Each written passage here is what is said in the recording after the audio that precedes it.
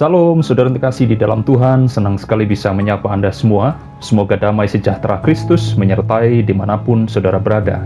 Bagi yang baru pertama kali berkunjung di channel ini, saya ucapkan selamat datang di channel Hikmat Guru Agung, kumpulan renungan dan refleksi iman Kristen bersama saya, Yusuf Rona.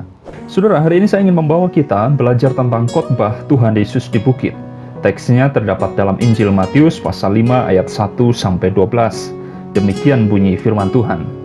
Ketika Yesus melihat orang banyak itu, naiklah ia ke atas bukit, dan setelah ia duduk, datanglah murid-muridnya kepadanya. Maka Yesus pun mulai berbicara dan mengajar mereka, katanya, "Berbahagialah orang yang miskin di hadapan Allah, karena merekalah yang empunya kerajaan sorga. Berbahagialah orang yang berduka cita, karena mereka akan dihibur. Berbahagialah orang yang lemah lembut, karena mereka akan memiliki bumi. Berbahagialah orang yang lapar dan haus akan kebenaran, karena mereka akan dipuaskan. Berbahagialah orang yang murah hatinya, karena mereka akan beroleh kemurahan. Berbahagialah orang yang suci hatinya, karena mereka akan melihat Allah. Berbahagialah orang yang membawa damai, karena mereka akan disebut anak-anak Allah. Berbahagialah orang yang dianiaya oleh sebab kebenaran, karena merekalah yang empunya kerajaan sorga. Berbahagialah kamu jika karena aku kamu dicela dan dianiaya, dan kepadamu difitnahkan segala yang jahat. Bersukacita dan bergembiralah, karena upahmu besar di sorga, sebab demikian juga telah dianiaya nabi-nabi yang sebelum kamu." Saudara terkasih dalam Tuhan, melalui khotbah Tuhan Yesus kita melihat sedikitnya ada dua alasan mengapa kita perlu memiliki kebahagiaan yang sejati. Pertama, kebahagiaan yang sejati mengubah penderitaan menjadi hidup berkemenangan. Saudara, sejak manusia jatuh dalam dosa, penderitaan menjadi realita yang tidak bisa dihindari. Bentuk penderitaan yang dialami oleh orang Kristen pun bermacam-macam. Ada yang berbentuk ejekan, hinaan, masalah ekonomi, pemenjaraan, hingga siksaan fisik yang berujung pada kematian. Cara orang menghadapi penderitaan pun berbeda, tergantung kualitas iman serta kedewasaan karakternya masing-masing. Ada yang mampu menghadapinya dengan tegar, namun tidak sedikit yang putus asa akhirnya menyalahkan diri sendiri, menyalahkan orang lain, keadaan, bahkan menyalahkan Tuhan.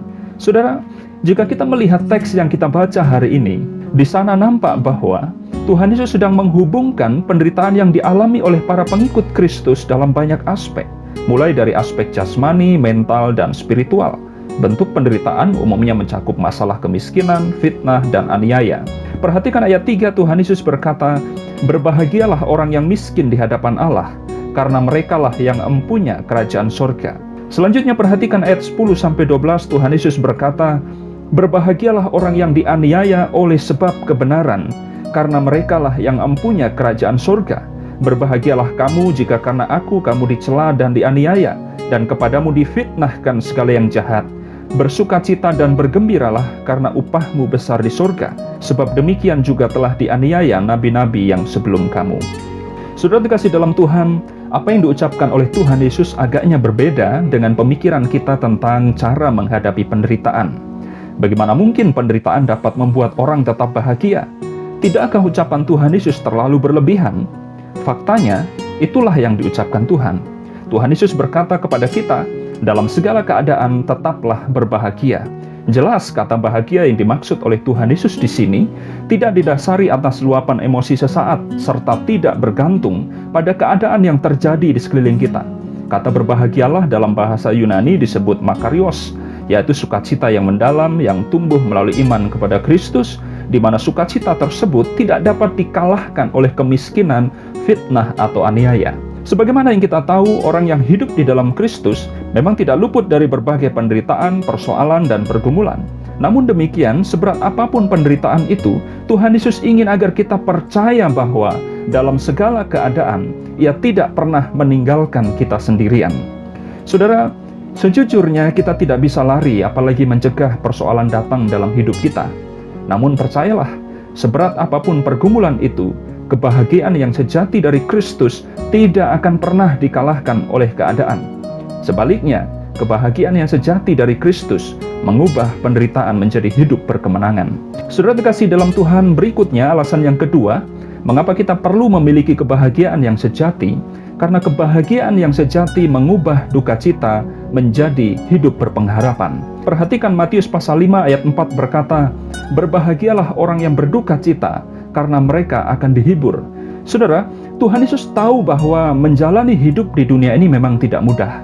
Dalam situasi pandemi virus COVID-19 ini saja misalnya, kita melihat ada banyak orang kehilangan keluarga yang dikasihi.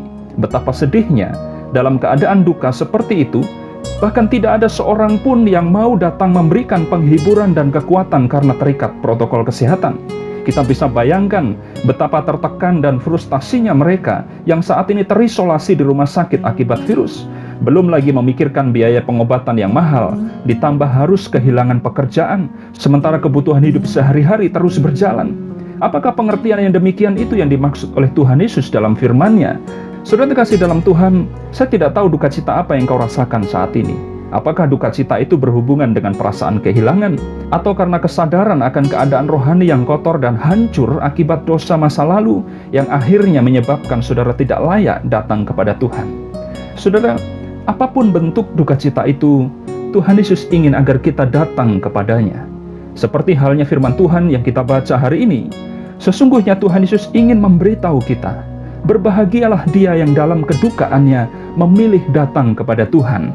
Berbahagialah dia yang berduka karena dosa dan yang mau mengakui dosanya di hadapan Tuhan. Berbahagialah dia yang dianiaya karena mengikut Kristus namun tetap setia memberitakan Injil. Orang-orang yang memiliki pengalaman seperti itulah yang layak disebut orang yang berbahagia. Saudara terkasih dalam Tuhan, apapun keadaanmu hari ini, marilah kita selalu memandang kepada Tuhan. Yakinlah bahwa Kristus tidak pernah meninggalkan kita sendirian. Marilah dengan rasa duka yang mendalam, kita mengakui segala pelanggaran dan dosa kita di hadapan Tuhan. Marilah dengan tekun kita memberitakan Injil, berpegang pada firman-Nya, serta berdiri teguh dalam iman kepada Kristus, walaupun harus menanggung banyak tekanan dan aniaya. Kiranya sukacita serta kebahagiaan yang sejati dari Tuhan Yesus senantiasa melimpah dalam hidup kita. Semoga firman Tuhan hari ini menguatkan serta meneguhkan hati kita. Sampai jumpa dalam renungan berikutnya. Tuhan Yesus memberkati.